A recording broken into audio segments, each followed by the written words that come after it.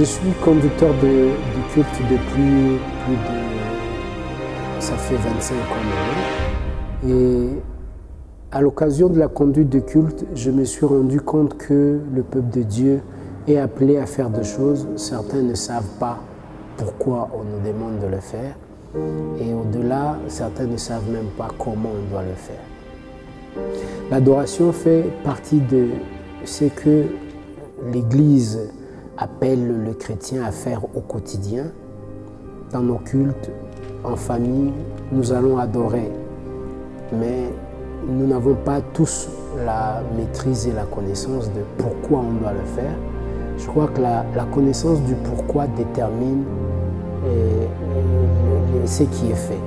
Et aussi la connaissance de comment permet à quelqu'un de bien faire le pour, de bien prendre le pourquoi et de bien l'assimiler. Et donc cela m'a porté à écrire un ouvrage qui s'appelle « Pourquoi et comment adorer Dieu ».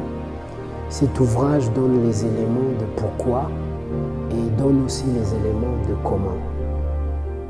J'ai conclu pratiquement dans cet ouvrage que Jésus-Christ, qui a parlé de l'adoration une seule fois, à l'occasion de la rencontre avec la femme samaritaine devant le puits de Jacob, a dit quelque chose que tout le monde connaît, on le fait en esprit et on le fait en vérité.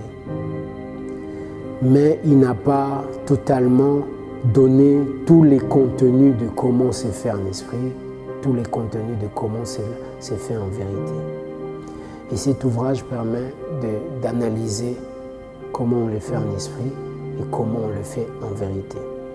Et quelque chose de précis que j'ai dit dans cet ouvrage, avec la femme samaritaine, Jésus avait demandé de l'eau, mais on n'a pas vu la femme lui donner de l'eau jusqu'à la fin.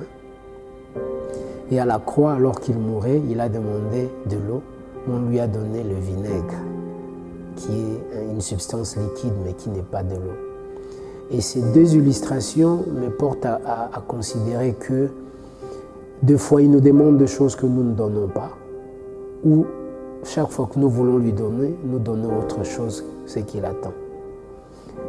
Pourquoi adorer et comment adorer permet de donner à Jésus l'eau qu'il attendait devant le puits de Jacob, ainsi que l'eau qu'il espérait recevoir avant qu'il ne rende l'âme. Je crois qu'il était monté avec la soif de l'eau. Que Dieu nous bénisse.